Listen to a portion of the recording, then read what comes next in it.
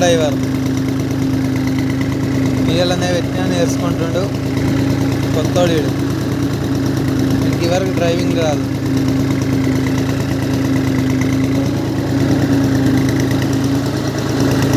నేర్చుకున్నాడు మంచిగానే. ఇదంతా దున్నేడు,